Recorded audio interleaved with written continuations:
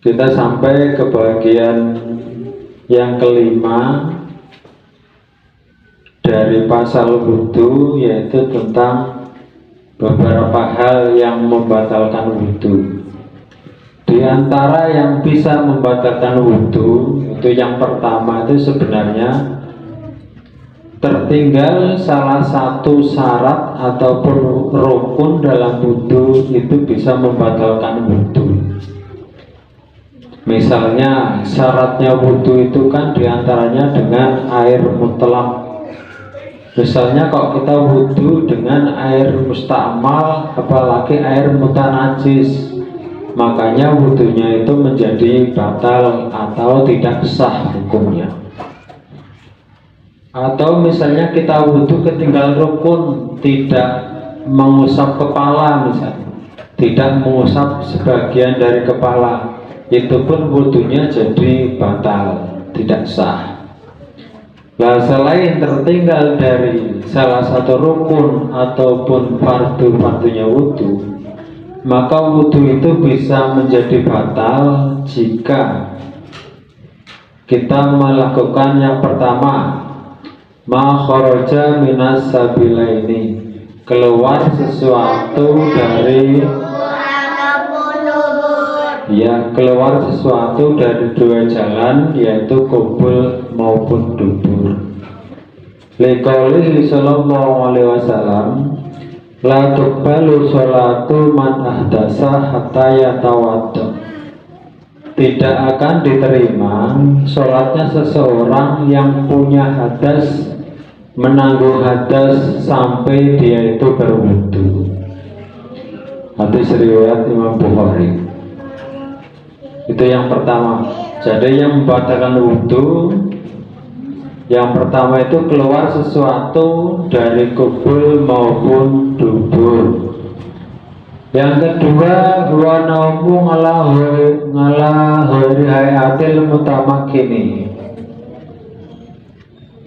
tidur yang tidak menetap pantatnya di bumi.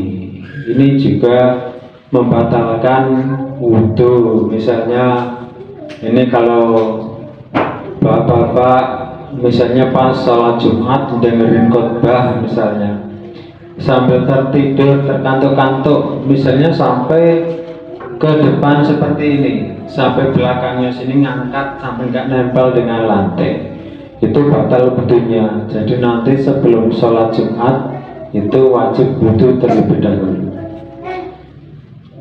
Tapi kalau tidur yang menetap pantatnya di bumi seperti ini misalnya, ini enggak membatalkan wudu. Kemudian yang ketiga, wajawaluna kali bisa kirin, bisa karin au maridi, hilang akal sebab mabuk ataupun sakit ataupun apa saja. Kalau sampai menghilangkan kesadarannya, itu adalah membatalkan wudu.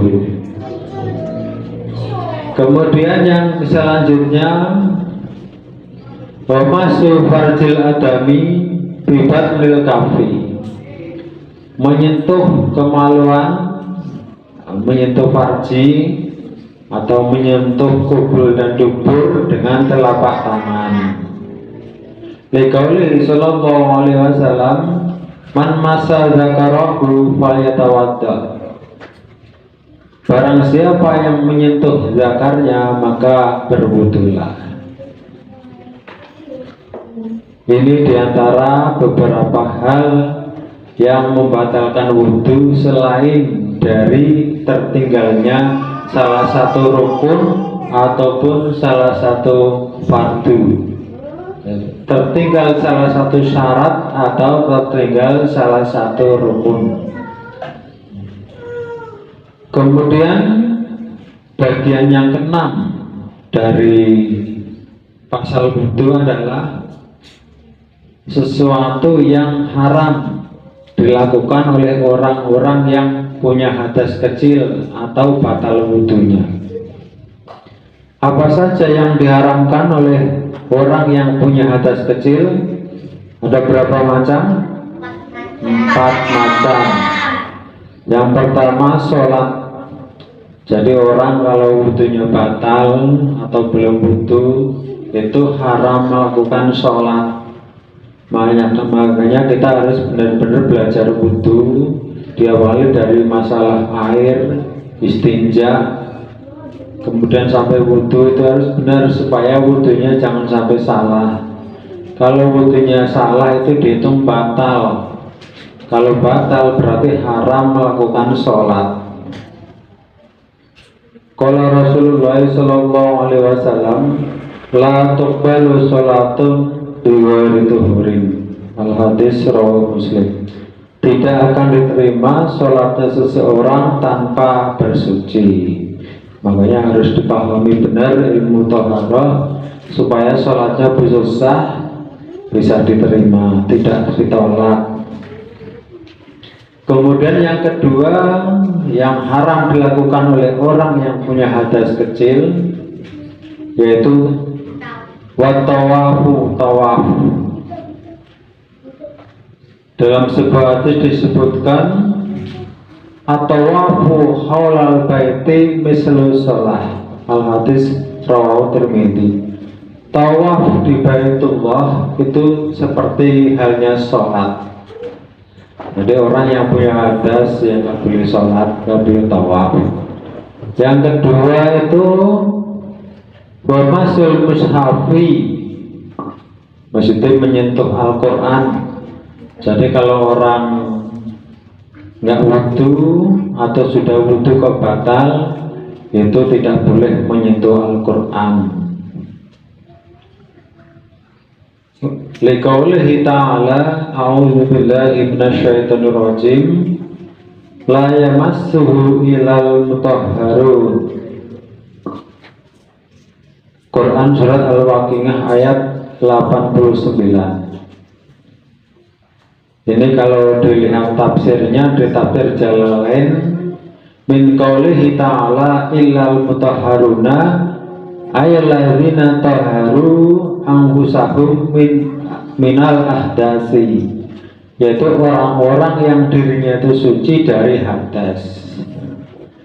Jadi tafsir Jalalain halaman 445. Jadi kalau kita batal wudunya atau belum wudu itu jangan menyentuh Al-Quran.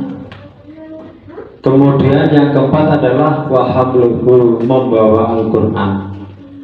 Bedanya menyentuh dengan membawa itu adalah kalau menyentuh ini ibarat Al-Quran, ini menyentuh. Kalau membawa walaupun ini dibungkus tapi diangkat di bawah, ini namanya membawa Al-Quran. Jadi kedua-duanya tidak boleh, kecuali anak kecil yang belum balik ngaji di madrasah kayak ini, kayak kalian. Ini boleh walaupun misalnya batal wudunya. Atau kayak bapak-bapak yang beli ke toko, beli Al-Quran misalnya tanpa wudu atau tadi wudu tapi batal, boleh membuka, boleh memeriksa, boleh membawa pulang. Nah, itu dikecualikan. Jadi ini dua bagian tentang pasal wudu, yang kelima dan yang keenam. Saya ulangi sekali lagi, yang membatalkan wudu selain yang disebutkan di sini tadi adalah tertinggal salah satu syarat dan salah satu rukunnya wudu. Itu juga membatalkan wudu. Kemudian macam yang barusan kita bahas ini adalah yang haram dilakukan oleh orang-orang yang punya hadas kecil. Paham? Wallahu a'lam bishawab.